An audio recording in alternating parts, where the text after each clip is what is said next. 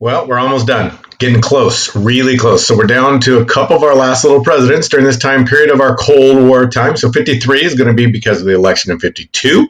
And that is going to be Dwight David Eisenhower. And then we're going to get into John Fitzgerald Kennedy, our first Catholic president ever elected to the White House. So this is going to be a big chunk, one Republican, one Democrat, and they're two pivotal actual presidents of the Cold War era. And actually, most of the presidents of the Cold War era are all big in their own right, and we'll talk about them as we go along. Again, remember our little algebraic equation over here. I finally got it fixed out. D squared is equal to or less than C squared plus 1946 equals the Cold War. So what we mean is if it's a condition of dictatorships or democracy versus capitalism or communism, the United States most often, almost all the time during this Cold War time period, not just this time, but during this Cold War time period, will support dictators as long as those dictators support our economic interest, our capitalism of sorts. That's more or less the focus here.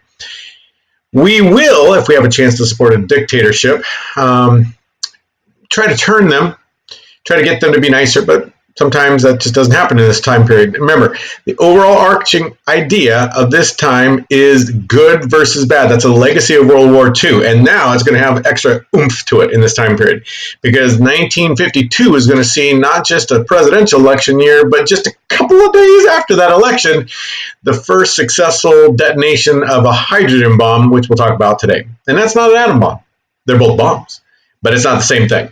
So we're going to talk about Eisenhower, the Republican president from 1953 to 1961. Remember, he's the man who single-handedly defeated Adolf Hitler with a karate chop to the neck that Hitler wasn't expecting. He is an incredible warrior. And then we're going to talk about a vet of World War II, John Fitzgerald Kennedy. And if I can get my big fat head out of there, he is going to be president for almost 1,000 days.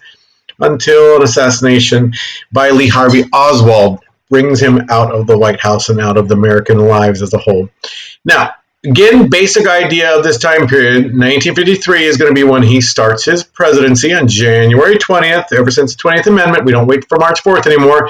And he will very quickly be told that Stalin has died. A lot of conspiracy theories about how and why Stalin died, if he died, how he died, what happened to him, when he died, all that kind of fun stuff. But it's going to be part of the story. I got to keep my little flag in there someplace. But it's also going to be the time when the CIA is going to overthrow Iran, and that's going to be the beginning of the modern version of terrorism. It's going to kind of have its roots there. We'll talk about that later. 1954, the United States is going to have the CIA overthrow Guatemala. It'll be the same year that we have the Brown versus Board of Education decision. That'll lead to our civil rights, but we're going to talk about it again later on. 1955 is going to be where we have a Warsaw Pact now against NATO. So the big grizzly bear, nothing to do with Granite Bay Grizzlies, but anyways, the big old Russian bear versus the American bald eagle. It'll also be the year that Rosa Parks decides she doesn't want to take it anymore. She's not going to sit in the back of the bus, and the whole civil rights movement's going to take a jump start.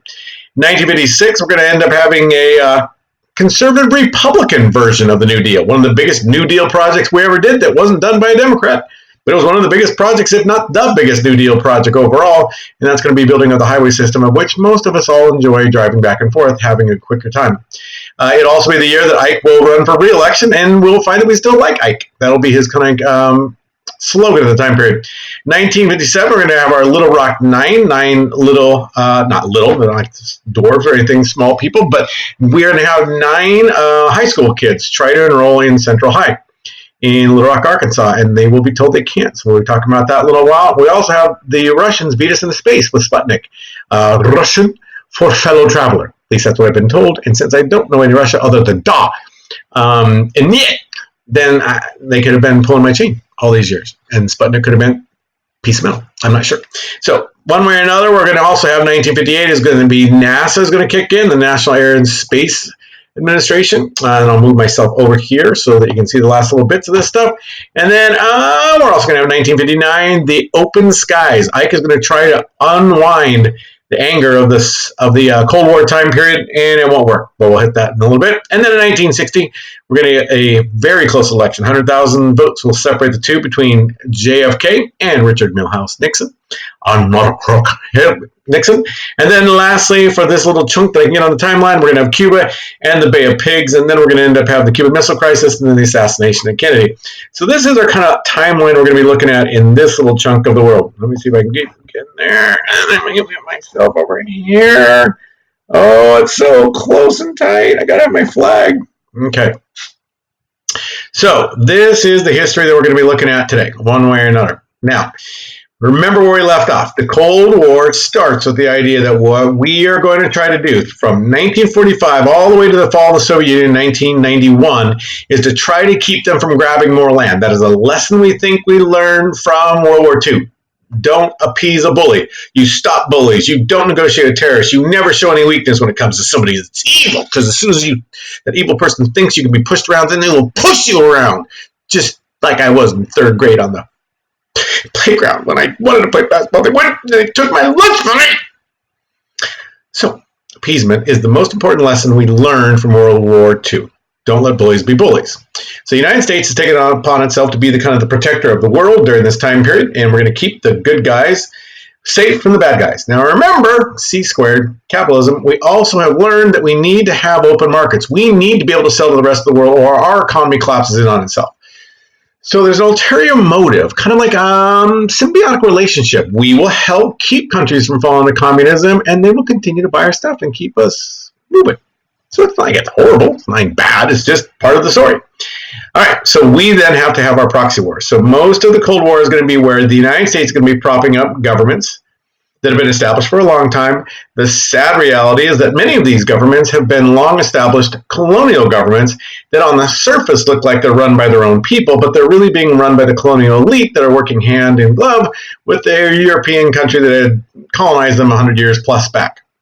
And the people at the bottom are getting weapons and support and kind of encouragement from the Soviet Union to like overthrow the people. They're like taking Karl Marx's workers of the world unite, colonized people of the world unite. So we have this kind of idea of wars of liberation. And most of those yellow countries will end up getting their independence or fighting for it.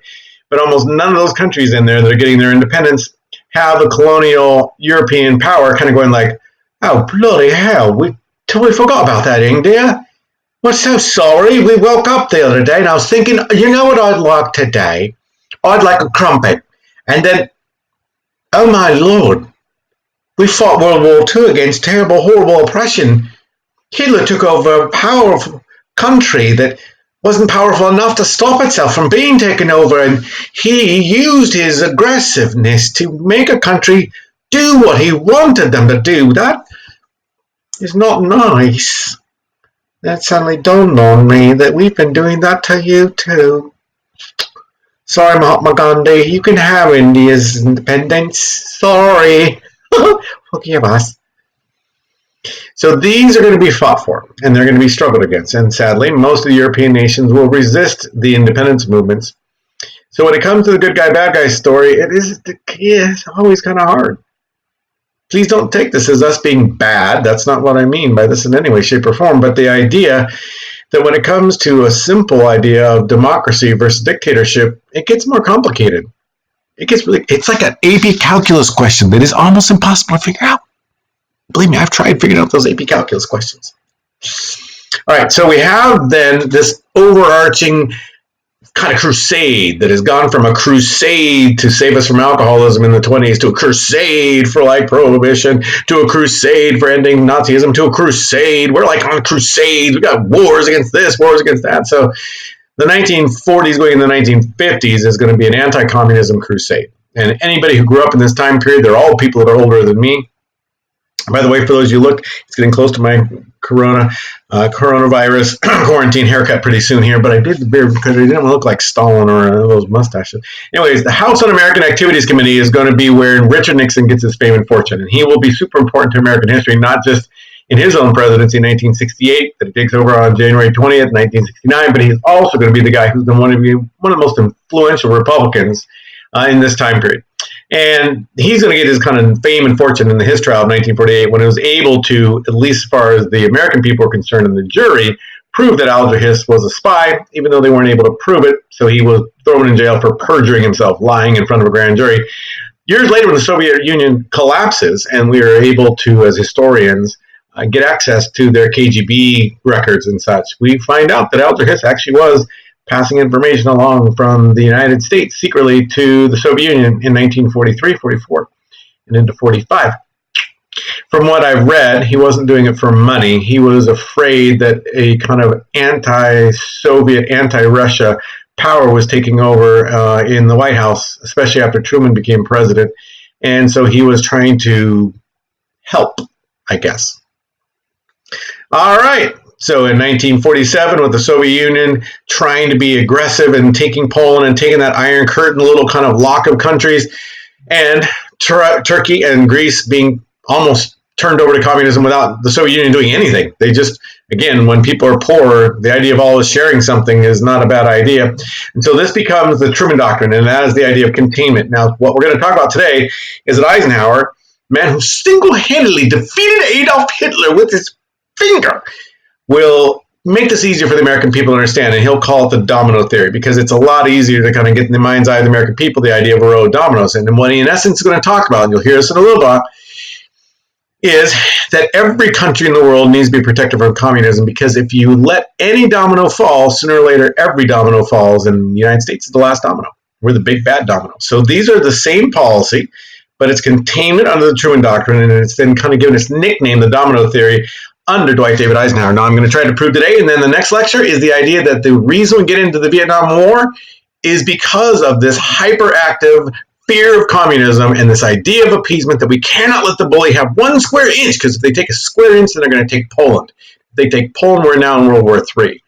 That lesson is going to echo through 50 years of American foreign policy and kind of shape the way we do what we do. Now, Stalin goes from being Uncle Joe to the bad guy, and in 1949, he gets another alter ego, Mao Zedong, which when I was a little kid, I thought was mousy tongue. I thought he had like a teeny little tongue, like the tongue side of a mouse's tongue. But Mao is going to be the first communist dictator of China, where all of the coronavirus is going to be coming from. So one way or another, this then is the era of these big bad dictators. It is also the era of Korean War. And if you remember, the Korean War kind of blew out, caught us off guard, embarrassed the crap out of the Truman administration, and we had been pushed back along with the South Koreans to what is known as the Pusan Perimeter. But thankfully enough, Douglas MacArthur, I shall return to the Philippines, came up with his Incheon invasion, which really wasn't his idea, but he then claimed all the actual genesis for it later on. We then cut off. God, I swear to God, I can talk all day. As soon as I do this video, I think it's something subconscious about being able to talk without an audience. I can't.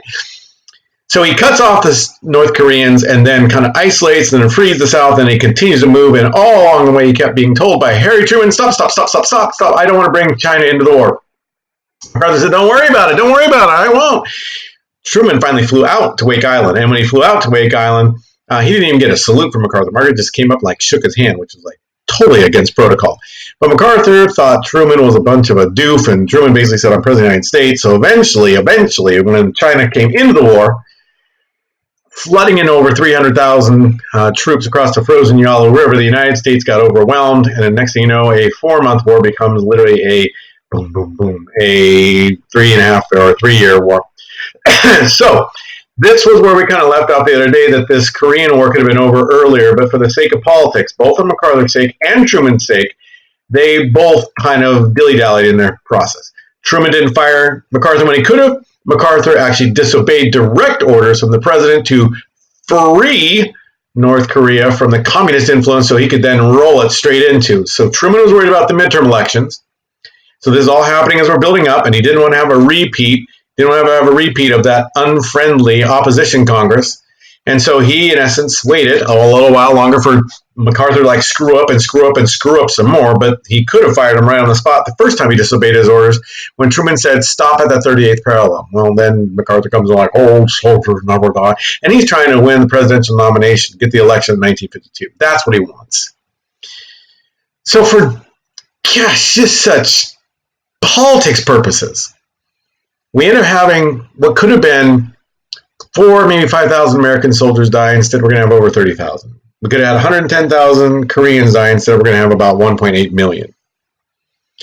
One of the things we're going to try to do in these last little lectures is give you the idea that will probably resonate for the rest of your life, and hopefully it won't, but history is going to prove that it is.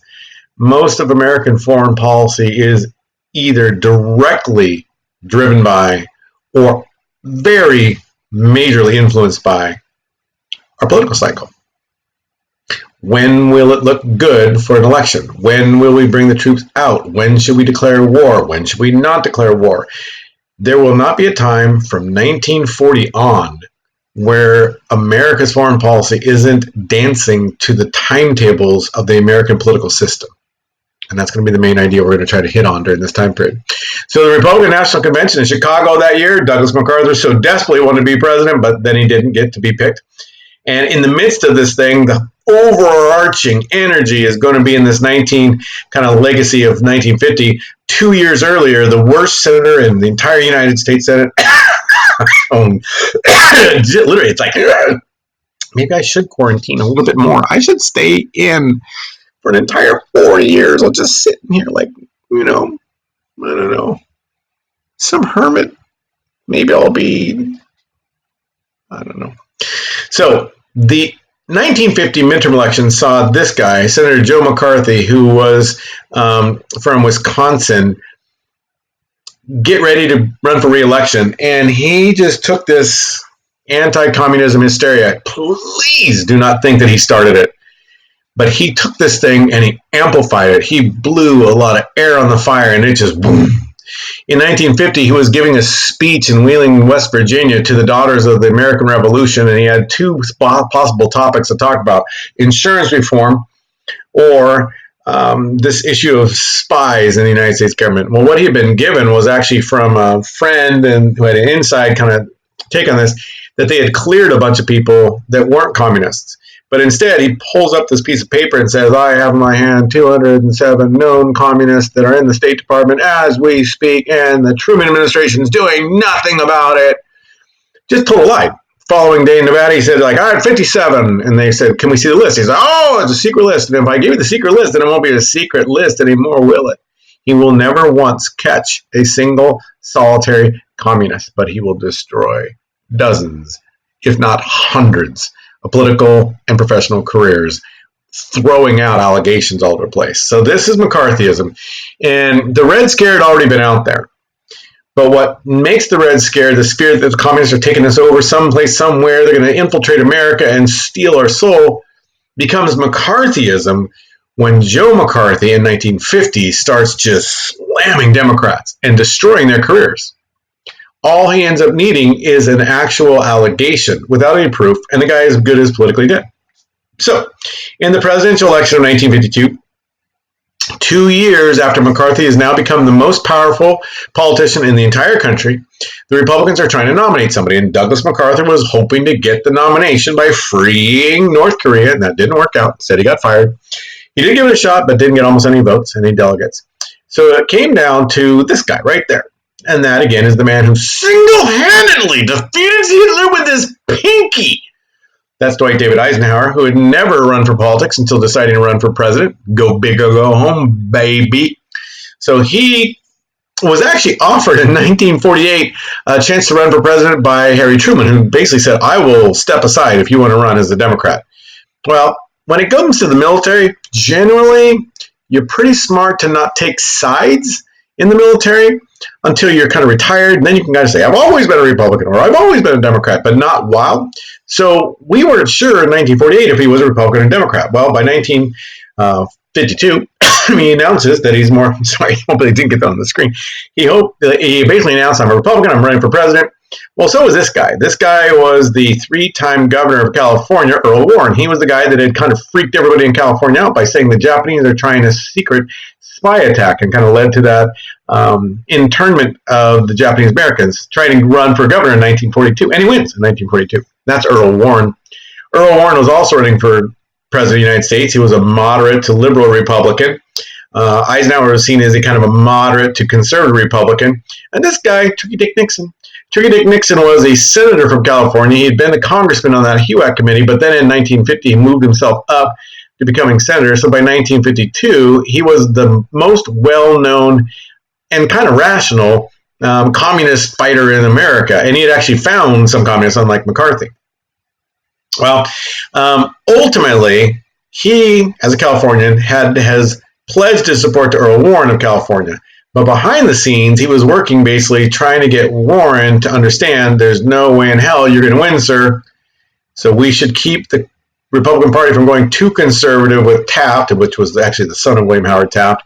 And why don't we throw our weight to him? So eventually, that's kind of what happened.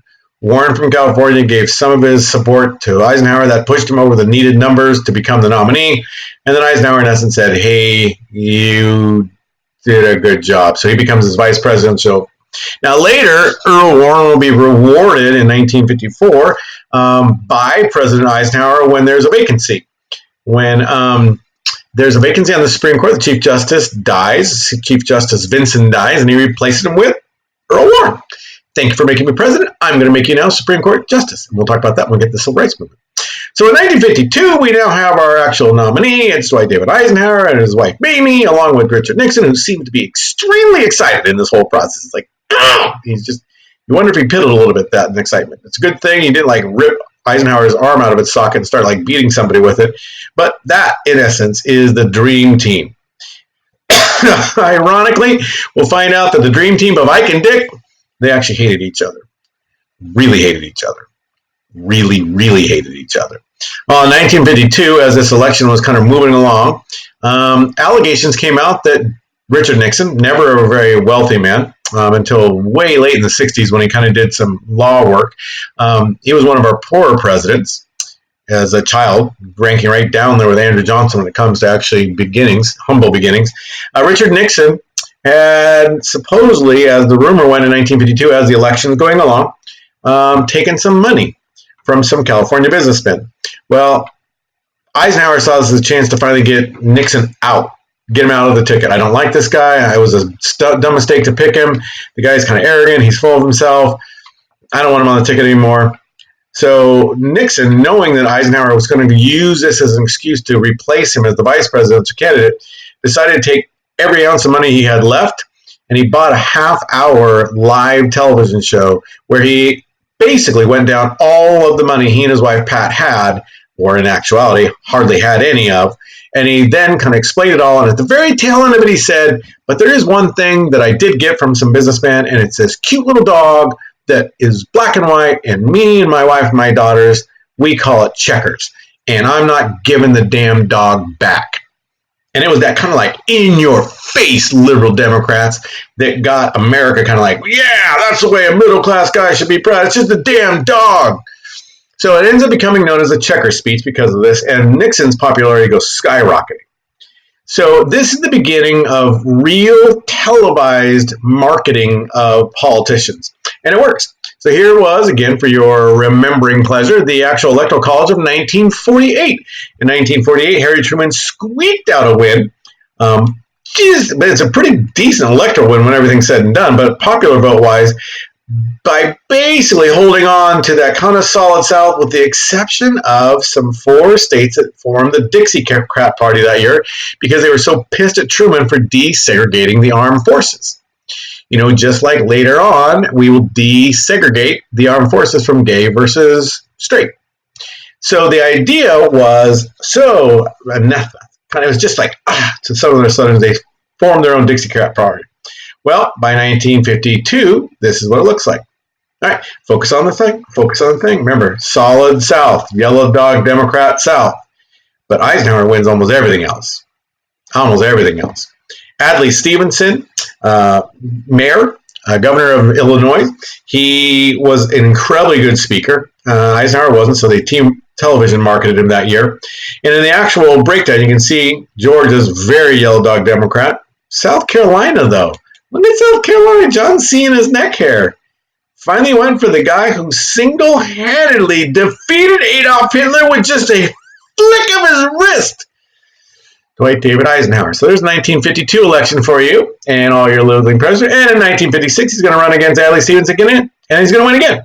So look what he does. He loses Missouri, but he gets back those other kind of states. So the slogan for the 1956 election for the Republicans, I still like Ike. Slogan for 1952, I like Ike. I still like Ike. So here then we go. All right, so Ike is president. Now, it's not just that he's president, but the Republicans are going to have a clean, that was supposed to show up there. I don't know why they didn't. So right now, you'd see down here, I have to fix this for later, this is Eisenhower and the Republicans. So Republicans take back the House and the Senate, and they have all kinds of brooms all over the place. They just love these kind of ideas of brooms. We're going to clean up Washington. We're going to clean up the mess, clean up corruption. And so this is going to be where we get this kind of motif of the brooms, cleaning up the government, or in Trump's case, draining the swamp. We're not going to have any more corruption. Nobody's going to give jobs to their friends just because.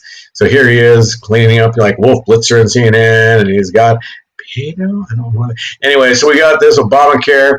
Later on, Ben Garrison, the guy who draws these, he must really like this whole broom motif. And look how muscular Trump's got over time. So he's sweeping Obama out, put him down the gutter. There's a lot of ways that you can actually use brooms, sweeping stuff under the rug. So I guess whatever you want to, broom motif you want to take. Well, McCarthy still is in operation. So one of the things that really happened in the 1952 election is when Dwight David Eisenhower came up to Wisconsin to campaign, he had a line in his speech where he was going to say some nice things about his boss from way back when, and that was General Marshall. And George Marshall was Secretary of State, but he was also the guy that McCarthy claimed lost China to the communists on purpose for Truman.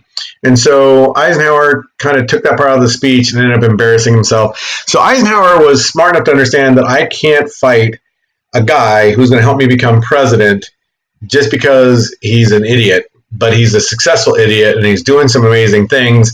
And so, but once he was president and we started kind of moving into this, that's when McCarthy got really cocky and arrogant and powerful.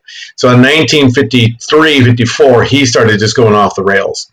And that's where you have this now new guy in Soviet Union, Nikita Khrushchev. That's him, Nikita Khrushchev. He'll take over. So there's Khrushchev, and he's going to take over after Stalin dies. And he'll give this speech, "We'll bury you on the ash heap of history." What he meant was socialism, communism has a better feel for the people than capitalism, which is going to reward the richest guys, not kind of yada, yada, yada. But it's this kind of image of him being a nice guy, holding up a dove of peace. And that's what you'll see underneath here. Oh, look. How can he be a mean little communist, even if he's got that weird bald head with the hair kind of up there kind of thing? But obviously, this is this godless communism. We have to stop the godless communism in time period because they're going to blow up the Washington Monument if we let them. So McCarthy hits his high point in 53, 54. So Eisenhower's first year of presidency is when this is all blowing up. But he is using all kinds of different things to do it. And this is Lady Liberty, and this is the history of the Red Scare, the Mccarthyism, witch hunts, and I'm going to put out the torch of liberty because anytime you do something, and here's the Republican elephant, not wanting to get up on this podium of smear campaigns, like painting people with all this stuff. So McCarthy is a bully. And Eisenhower has decided he's had enough of him, but he's waiting for his chance to get him. So here McCarthy's shoving himself onto his lap in the White House. Over here, McCarthy's got this bludgeoning meat cleaver, and he's trying to hit him with a little dove. So you can tell that many politicians and many other Americans were beginning by the 1953 to 54 time period to think that Eisenhower didn't have the guts to fight one of his own, the Republican senator from Wisconsin, Joe McCarthy. And then finally, as I said in the last lecture, McCarthy went after the Army, and that's when Eisenhower said enough is enough, and they just destroyed McCarthy in these hearings. So now Dwight David Eisenhower is able to kind of do his thing by 53 going into 54. So he's president, and he's got on as the Secretary of State John Foster Dulles. John Foster Dulles is a very interesting man. He is a super conservative fundamentalist Presbyterian, and he has come to believe that the Cold War literally is a struggle between good versus evil. And God is on our side, and the communists are godless. Well, they've said that ever since the days of Karl Marx and Lenin. So it is us against them. So he's in charge of foreign policy. Well, the CIA director for the time period is his brother, his younger brother, Allen Dulles. And Allen Dulles is going to be the guy that is in charge of the CIA, the Central Intelligence Agency. And this is a group that was brought together in 1947 because the United States had figured out that the Army had an intelligence group, the Navy had an intelligence group, the FBI had an intelligence group, the State Department had an intelligence group, and after Pearl Harbor, a lot of people said, how the hell did we not ever see this coming? So as a result of that, in 1947, Congress reforms things so that there is a central intelligence agency, CIA, that will be in charge of all outside information of other countries coming into the United States. It has no domestic responsibility at all. By law, it's not supposed to do anything domestic at all. The Federal Bureau of Investigation is going to be in charge of internal domestic things, but the FBI is not supposed to do anything foreign policy-wise. So you have the CIA and the FBI is kind of like little yin-yang halves of a walnut. One is going to be foreign policy, CIA. One is going to be domestic issues, FBI. We'll talk about that when we get to the Civil Rights Movement. So for Eisenhower, it was kind of convenient to have these two brothers. The State Department is the actual seen part of the American foreign policy. It is the overt, meaning everyone sees it. We give speeches, we do this, we help them, here's $10 million, that kind of stuff. The CIA will end up being the secret covert foreign policy. It's what we're going to be doing inside of the government. So what we have in this then is these two brothers are going to kind of convince Eisenhower that, hey, we should get ready for massive retaliation. That's the only way that the Russians are going to respect us. We should blow them back to the Stone Age. And it's called brinksmanship, the idea that we'll push them to the brink of war. That's the only thing that the Soviets respect. Well, that's all good and well when you're actually running for election in 1952, but the election was 1952 on November 1st.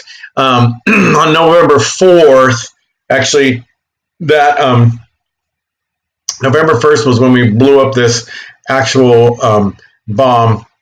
And November 29th, that's a hydrogen bomb. It is big.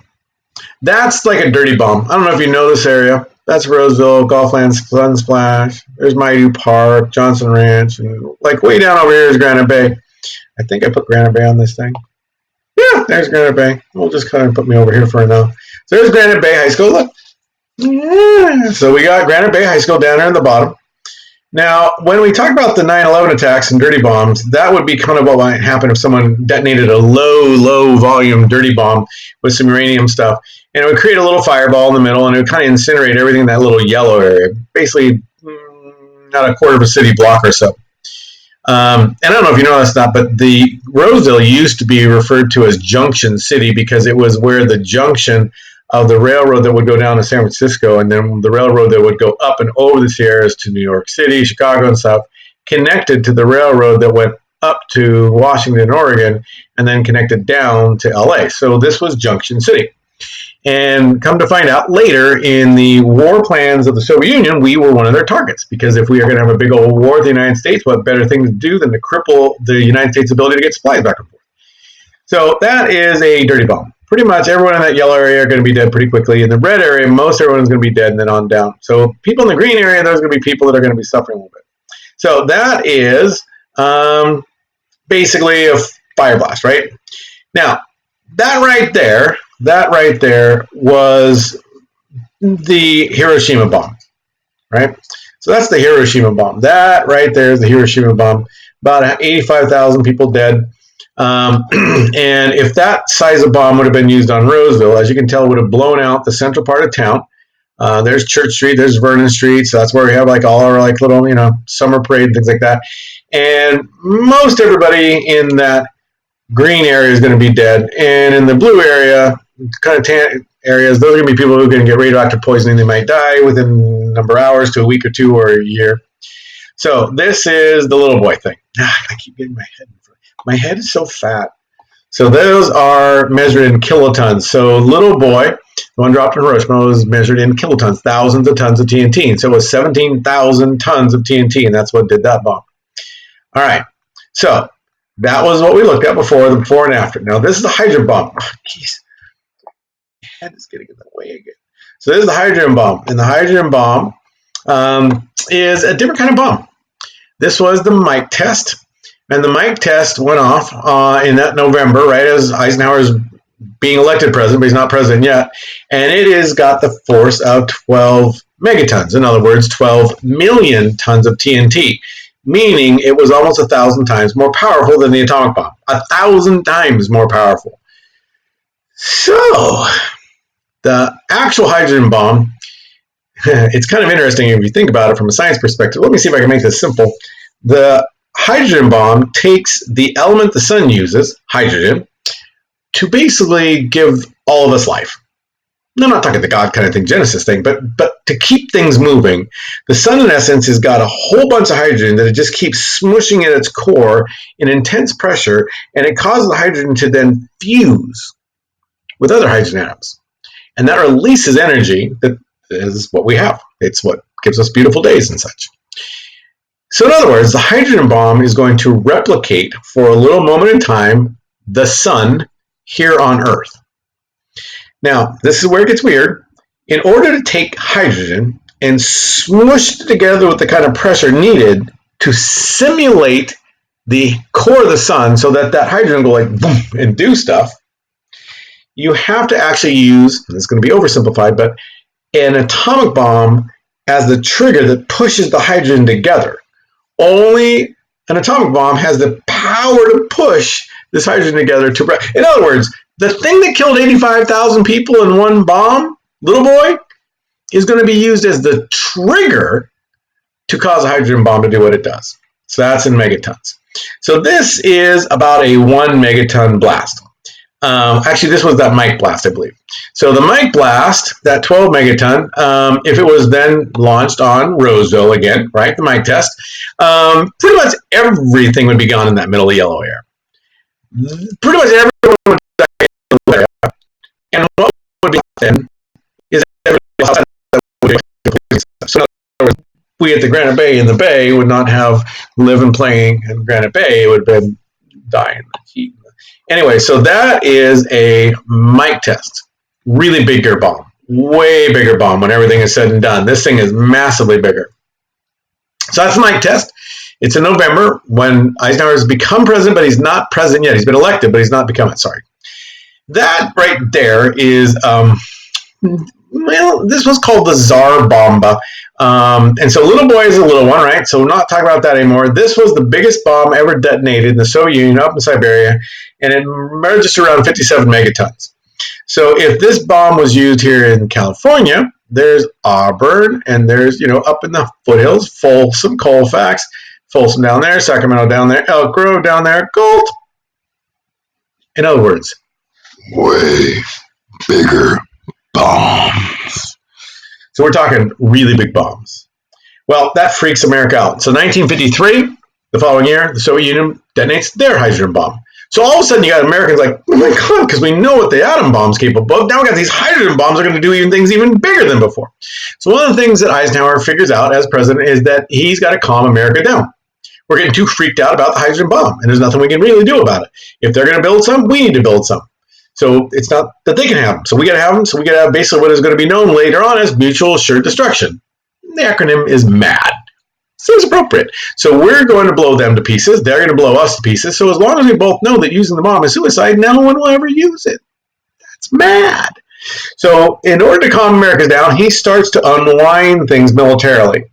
He beefs up in what was known as more bang for the buck, the United States Air Force and our actual thermonuclear abilities. But then he slows down for the sake of balancing the budget, the Army and the Navy, the Coast Guard, the Marines. Boofs up the Air Force and drags down the other stuff. And then he plays a lot of golf. And what he finds is that the more often that he plays golf, the more America calms down. That when he's in Washington, D.C., like working, people are like, something must be wrong. But if he goes out and golfs, and so he golfs a lot. A lot. I think Obama golfed a lot. I think Trump golfs a lot. Maybe there's something to Ike's magic. Ike will even bring along Nixon and try to get him to golf a little bit, but Nixon is a man who just never was quite comfortable in life in general.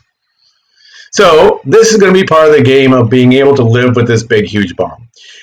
Now, what it really means, though, is that the Eisenhower administration is going to get really good at using the CIA in this game. So the United States is going to start to allow the CIA to overthrow governments we don't like. They had advocated for this before, but Truman would never really let them do it. But now Eisenhower is going to let them do it. So the first country that's going to have a democratically elected government, and this is going to be the government of Iran. The prime minister was a guy by the name of Mossadegh. And he had basically told the British that they could no longer basically have the relationship that they had had for years in Iran. In Iran, they had basically given 20% of Iran's oil money to Iran, and then Britain, who had been drilling the oil and put all the oil wells and stuff like that, so it was all legal, got to keep 80%. Well, by 1952, Mossadegh said this is not happening anymore. So Truman didn't do anything about it. He didn't feel it was right because he was democratically elected. The people of Iran democratically elected Mossadegh to be the guy in charge. And he more or less said to Britain, you're going to have to leave. We're going to nationalize the oil thing. So this is Mohammed Mossadegh. He is, in essence, their Winston Churchill, their prime minister. And the Shah of Iran, and this is going to be a little bit more we're going to talk about later on, had been kind of resistant and then rises against, and then he gets kicked out. Well, the Shah of Iran, going back a little bit, had been placed in power by the United States and Britain in 1942 in the middle of World War II. We overthrew his father, the original Shah of Iran, because he was a little too close to the Nazis. So what we have is this interesting game where we are, in essence, building a dependency in Iran. So by 1953, Mossadegh says, Britain, you got to get out. We're going to take care of our own oil. Don't worry about it. Well, the United States, after having the Shah basically say, you need to come in and help us, we basically kicked him out. So Mossadegh, an irritable pixie with a beak nose, bald head, was not crazy, nor was he a communist. He was just angry with the British, whose Anglo-Iranian oil company gave around 20% of the oil reserves. He saw that American oil companies had blessed Saudi Arabia with the 50% share in the post-war deal. Remember when we talked about FBR coming back in 1943? In 1951, Mossadegh seized the company, then later on in the year expelled the British. During 1952, Truman basically tried to do something, but nothing was going to happen. So the United States, under Eisenhower, unleashes the CIA, and it's called Operation Ajax, and we use the generals of Iran, and we overthrow the government, and we kick Mossadegh out of power. We actually jail him and that kind of stuff. With that, the Shah will put together a group of really nasty kind of secret police called Savak, and they will end up torturing / killing / imprisoning upwards of 100,000, 150,000 of their own people who spoke out against the Shah. But as a reward, we got to share with Britain the oil that was coming out from Iran. About 40% came to the United States, 40% went to England, about 10% went to Belgium and the Netherlands, and then Iran was able to keep 10% of its own oil until 1979, when they kick all of us out. So that is going to be when Ayatollah Khomeini kicks the United States out in 1979. We'll talk about that in the next lecture. 1954, the United States decided it was going to use the CIA to overthrow this guy, Jacobo Arbenz. Jacobo Arbenz was the first truly democratically elected president of Guatemala, and he had tried to help his people get out from underneath extreme poverty by telling the United Fruit Company that they were going to have to sell back to the Guatemalan people some of their own land. And the United Fruit Company didn't like that. So the United Fruit Company complained to the United States. On the board of directors as trustees were some United States business people and senators, and the Assistant Secretary Ambassador of the United Nations, Henry Cabot Lodge, and he, in essence, helps Eisenhower decide to overthrow the government. And we put together a new guy named Castillo Armas. He ends up being our little dictator that we set up, and Guatemala ends up having some of the worst human rights abuses, and United Fruit continues to make lots of money off of their bananas. You know them and love them. That's Chiquita.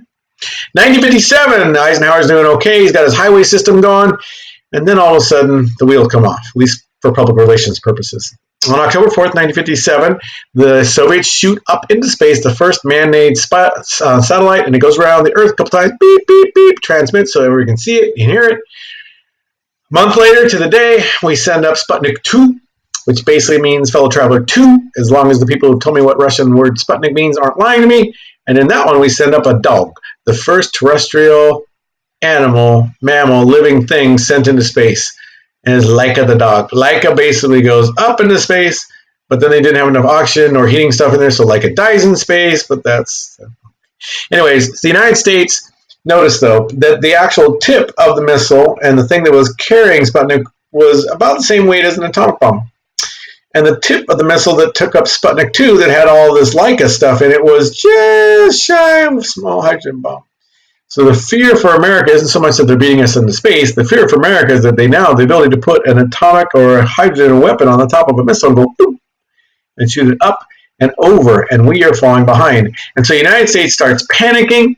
Says there's a missile gap. They're going to shoot this up over Santa's workshop, and it's going to come raining down on us. Well, by 1958-59, we got our missiles.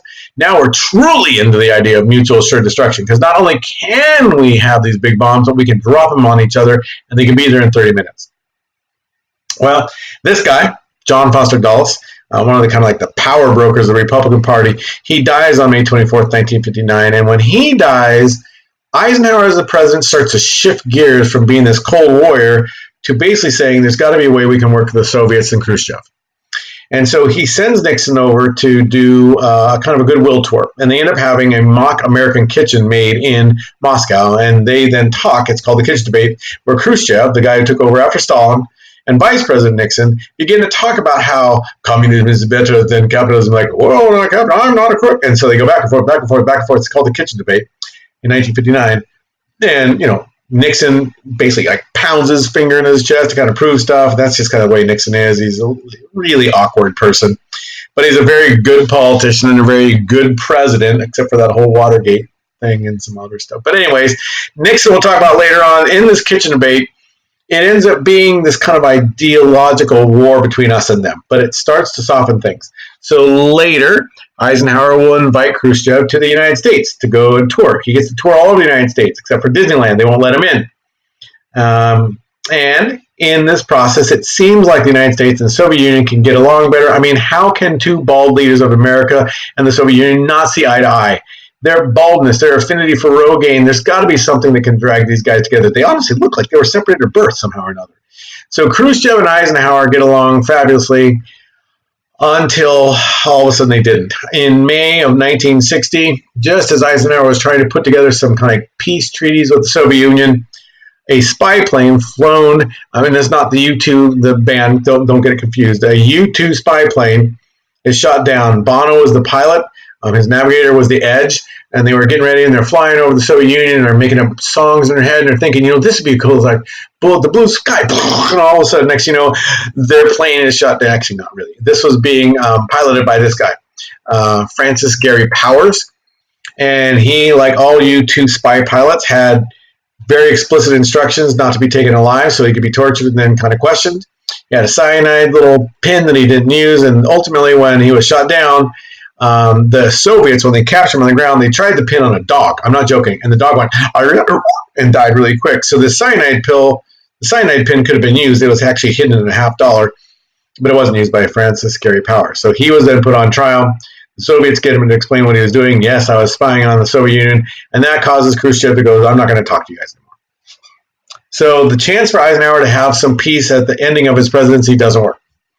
And then it bleeds over into the 1960 election. So in 1960, Eisenhower can't run for re-election because he's the first to fall under the actual power, full-blown, of the 22nd Amendment, passed to keep a guy from doing what Franklin Delano Roosevelt did, win 4 times. So they now have a new way to have this thing. So the Republicans are going to pick this guy, Vice President Richard Milhouse Nixon, and the Democrats ultimately end up picking through the primary process this guy, Lyndon Baines Johnson. Oh, wait, no, that's not Lyndon Baines Johnson. That's John F. Kennedy. You're so dreamy, Mr. Kennedy. That's what Marilyn Monroe would say. The person who was supposed to be the Democratic candidate and had earned it was Senate Majority Leader Lyndon Baines Johnson. He was the most powerful Democrat in all the United States, but he did not take part in the primaries that year. John Fitzgerald Kennedy, using his dad Joe Kennedy's billions in today's money, more or less marketed the snot out of himself, won most of the primaries, and then ultimately went along to win at the Democratic Convention, bumping Lyndon Baines Johnson out of the running, and he becomes the nominee. So in 1960, you have the upstart, but damn good-looking, kind of dashing Harvard, kind of like park the car against the kind of like Yerba Buena, California guy that had no money but was a strong politician. So this is 1960 election, Kennedy versus Nixon. It's also the first televised debates ever. And in these televised debates, the one thing that Kennedy really rails on is the idea that the Sputnik thing shows that the United States has fallen behind the Soviets in the missile gap. And if elected president, I will be an even tougher cold warrior than the actual Republicans are. This is his pledge. Now, what's ironic is that once you become the nominee for your party, both nominees. Well, if you're president running for election, then you already know the secret stuff. Both nominees are now then shown a lot of the secret stuff. And Kennedy was shown that there was indeed a missile gap, a huge missile gap, but it was in our favor. We had about 15 times more missiles. We had about 25 times more bombers. We were way ahead of them. They just got there first, but we were way ahead of them. Not only did we have more, but the stuff we had was so much more reliable and better. But Kennedy continued to go out and proclaim that the United States was falling behind. You know, whatever you got to do to win. Those nasty Democrats. You know how all Democrats are like that. I've heard that somewhere on Fox. Anyways, so what we have in this process then is this televised debate. Well, poor old Nixon, he didn't trust Hollywood since he was kind of one of those Hewitt guys. So he put his own makeup on with his aides, and they put on makeup that men would use to kind of hide their beard. You know, if they haven't shaved, it wasn't even over the counter. You could just buy it at any drugstore. It's called Lazy Shave. It's kind of like base makeup for men. And under the hot lights of this television studio, he just kept sweating. So whenever the television camera was on Kennedy, he would then rub his face as fast as he could, and he could rub his face again as fast as he could. And he was slowly rubbing off the makeup. So what it looked like to the American viewer was that slowly but surely Nixon was literally growing a beard sitting there in front of the televised audience, whereas Kennedy was just cool, calm, and collected. This is the first time we ever had televised debates between two presidential candidates. I think they did 4. It appears that anybody who listened to them on the radio generally came away thinking Nixon won. But almost universally, unless you were a hardcore Republican, if you watched it, you felt that Kennedy won. It's the beginning of our full-blown marketing of our presidents. Well, here's the 1956 election. Notice again that Eisenhower is so popular, he wins everything except for the basic solid little South. And here then is the election of 1960. Look how scattered and shattered this thing is. Nixon won California, got a bunch of little parts here in the mid, and look at Kennedy. Look what Kennedy held on to. Oh, by the way, that was the first year that Hawaii and Alaska was able to run, so sorry about obscuring you, but that's where I've been putting my guys, always the bigger picture with the guy who won. So Kennedy beat him, and it was close. The popular vote was literally about 100 and some odd thousand off. Had the vote been a little different in Illinois than in Texas, then Kennedy would have lost the presidency, Nixon would have become president. But look at that sliver margin. Look at that closeness. Dang.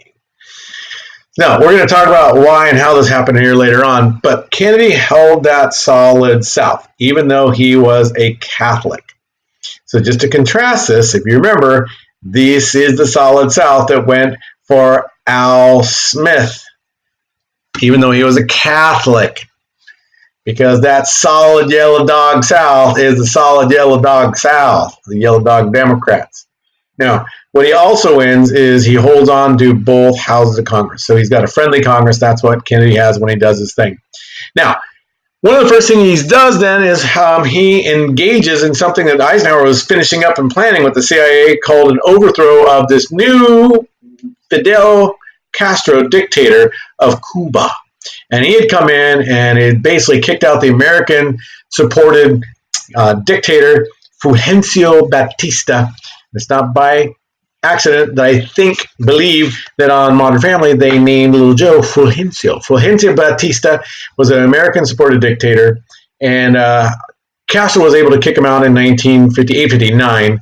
And so Eisenhower was getting ready to do a CIA kind of overthrow just like he had done in Guatemala, but it just didn't time out right. So when Eisenhower leaves the presidency, he basically tells JFK, hey, we have a couple things for you to think about. One, we are this close to starting an actual invasion to overthrow this communist guy Castro. So Castro is going to be on the verge of being overthrown. I just couldn't finish it, but the plan's all ready to go. Just needs your green light. He's like, sure it's going to work? Yeah, it's going to work. Don't worry about it. We did it in Guatemala. Worked like a charm. Didn't lose any Americans.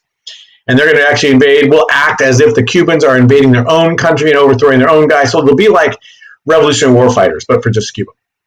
So Kennedy, having promised in the 1960 election that he would be a tougher Cold Warrior than even Eisenhower was, felt kind of his back against the wall. In his inaugural address, he had said to the American people and the world, let the word go forth to friend and foe alike, that the torch has been passed to a new generation of leaders born in this century. And then basically he goes, we will bear any burden, pay any price in the defense of liberty. Liberty, park the car. Because he has now said that we'll do anything to fight the communists. So now he kind of says, okay. So he gives the green light. and end up being a whole fiasco. They don't overthrow Castro. Castro is pretty popular with everyday common people by the time period. A whole bunch of guys, 1,100 of those Bay of Pig fighters trained by the CIA are captured. We ended up like exchanging them for like $53 million of drugs and food for Cuba, and it becomes an embarrassment. Kennedy actually comes out to the American people having said the day before that we have nothing to do with it, and Henry Cabot Lodge in the United Nations goes, we have nothing to do with it. Actually, Adlai Stevenson by that time period, we have nothing to do with it. Totally lying. Then after the thing falls apart, he kind of comes out, yeah, it was my fault. Now, this is going to be where some of the conspiracy theories of who killed Kennedy come out, because there are people who believe he was killed by the pissed off Cubans who didn't feel that he supported them enough and didn't give them air power. That's why they got trapped. That's one of the conspiracy theories. So Kennedy, in essence, totally blows it. But one of the things he does do, even though he takes full responsibility for it, is he fires the director of the CIA, Allen Dulles. And here's where the conspiracy theories get really fun, if you like conspiracy theories. Lyndon Baines Johnson, who was supposed to be president of the United States in 1960, he was supposed to be the Democratic candidate, but the big money, good-looking, Harvard-educated guy from Massachusetts outmaneuvered him, made him vice president. So when he's assassinated on November 22nd, 1963, Lyndon Baines Johnson takes over and appoints what is known as the Warren Commission to investigate the assassination of Kennedy. It is led by Chief Justice Earl Warren, but Chief Justice Earl Warren by this time period is very old and very tired, and he says, I really don't want to do it. And LBJ says, don't worry, Earl, I just need your name. I got another guy who's going to be in charge of it. He's retired. He's got all the time on his hands, and it's Allen Dulles. Allen Dulles, who hated, like viscerally, fancy way for saying like from your small intestines up through your soul, hated Kennedy, will be the guy in charge of investigating the Kennedy assassination. But anyways, Castro ends up becoming a big good friend of Khrushchev. They both start with a hard sound. So these guys start becoming buddies. And what we find is that Castro is going to be overthrown by the United States in something called Operation Mongoose. We don't want a communist country right there off Florida, 90 miles away. I mean, what would happen to the whole damn domino theory? There's only two dominoes are even closer than Cuba, and that's Mexico and Canada, and they touch the United States. So what's going to happen to the Eisenhower, why did you give us a domino theory and then lose Cuba? So we decided we're going to actually get the CIA. I'm not joking. We hired the CIA through the Defense Department to assassinate Castro. Never works. We try putting like bombs. We try to do like poison stuff. We try to get prostitutes to kill him. Nothing works. Total embarrassment. So in 1962, the White House asked the Defense Department, somehow or another, for something called Operation Northwoods. And you can tell us, it's all been released. It's unclassified, so it's out on the internet. You can look at it yourself if you want to.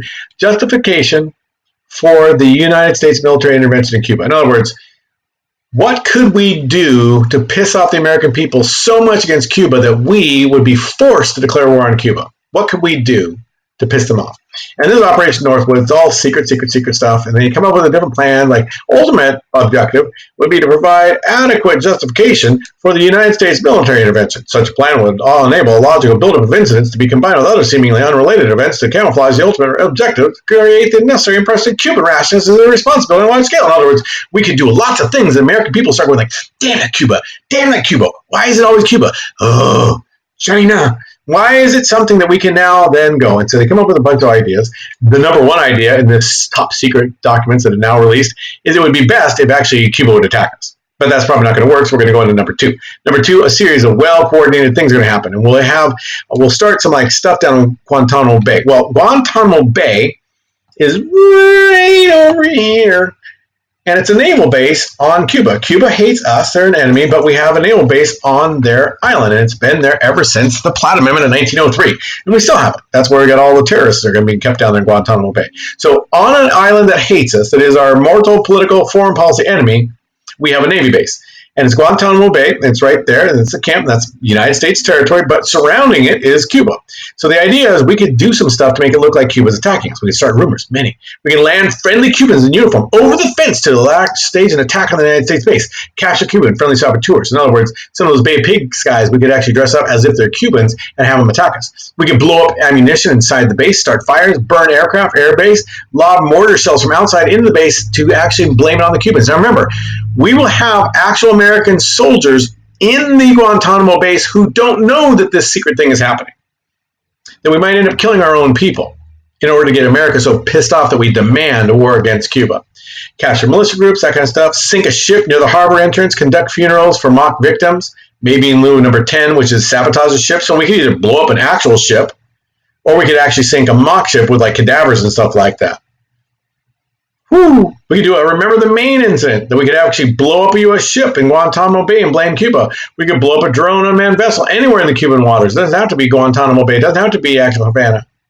We could actually develop a communist Cuban filibuster. In other words, make it look like Cuba is trying to overthrow other countries and blame it on them. We could sink a boatload of Cubans en route to Florida, real or simulated. We could, oh God, every time I read this, I'm still like, seriously, we were beginning to plan this? We could foster attempts on lives of Cuban refugees in the United States. We could actually have some bombs out there. Cuban Castro-supported filibuster in the Caribbean areas.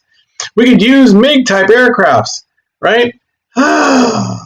Plastic bombs in carefully chosen areas in Miami and around.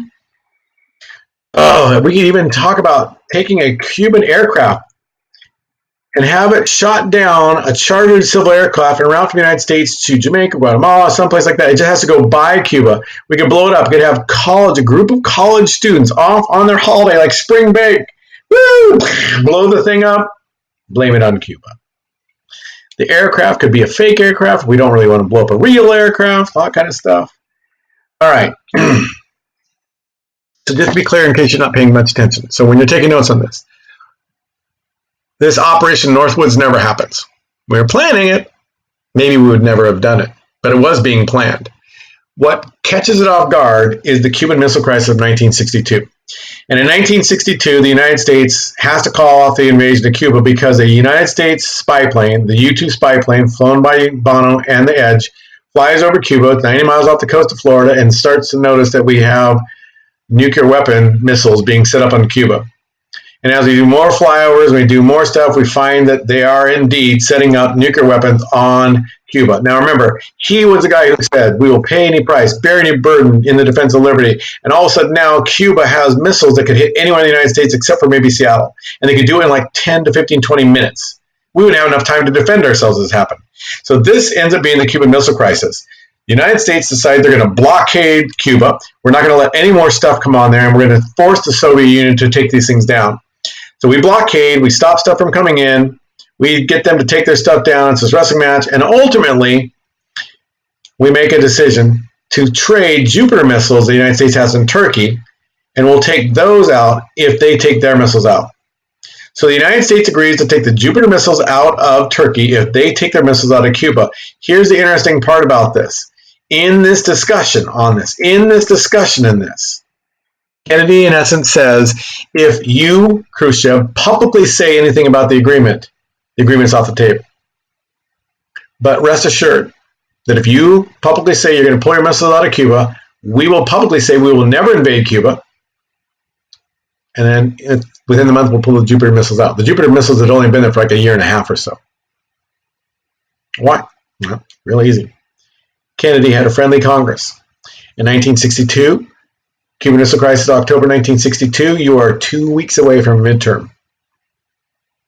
So the President of the United States was willing to gamble with a thermonuclear war by basically calling a bluff on Khrushchev saying, we will end this, but you cannot say anything about the Jupiter missiles. Well, he wins. Holds on to the House and the Senate. And Americans don't hear anything about the actual deal of taking out our missiles if they take out their missiles until well after Kennedy is gone in October. That's the election year that year, so we're 2 weeks away. American foreign policy is often at the mercy of American politics. I wish it wasn't so. I hope it's not always going to be that way. But if you live a long, long life and you and I hook up after you're dead and I'm dead and we're all in heaven sometime, we're connecting dots and I get to look down and say, hey, how was it the 40 years that you lived after I died? Probably going to find out that's kind of the way our game is played. And we fall for it as American people all the time. This is going to then lead Kennedy into his last little big thing in 1963. There's a lot more we're going to talk about the Civil Rights Movement, but this is going to lead us then into the Vietnam War as it plays out with Kennedy. Kennedy had inherited a kind of relationship with this guy, Ngo Dinh Diem. Ngo Dinh Diem was the dictator that we had propped up in South Vietnam. He was a pretty brutal dictator to the people he didn't like, mostly the 90-some-odd% of the people that were Buddhists. He was a Catholic, spoke French before he actually spoke Vietnamese, raised, and we liked him. Lyndon Johnson actually called him the Winston Churchill of Asia, but he was our supported dictator. He was the guy that kept Vietnam down, and the actual Buddhists started protesting against him in the summer of 1963. And eventually, one of them, Quan Dat, basically has himself covered in kerosene, and then under his own hand, lights himself on fire. It's called self-immolation, to send a message. And as you can tell by the kind of startled faces of the monks in the background watching what he's doing, and including taking pictures, so there's documentable proof of how much we don't like our leader. These are South Vietnamese Buddhists setting themselves on fire in order to prove a point. The guy's a dictator and we don't like him, no matter what you say in the United States. It's not just going to be one monk that kills himself. There will be more. And it gets into the news. And so by 1963, Kennedy's like, what the hell is going on in Vietnam? And he decides that training in Vietnam was going to end. We're going to support for Vietnam would continue militarily. They had an army, over 200,000, but the end was not in sight. So after the end of 1965, even under the withdrawal plan, 1,500 troops would be, he was getting ready to pull troops out. It was National Security Action Memorandum number 263. So right before he leaves for Dallas, Texas in October, he also gives the green light to an overthrow of Diem. And he is not just overthrown, he is taken, and he and his brother are assassinated, thrown in the back of a truck, in the back of a car. And then later, in November on the 22nd, Kennedy himself will be assassinated. Now here's the irony.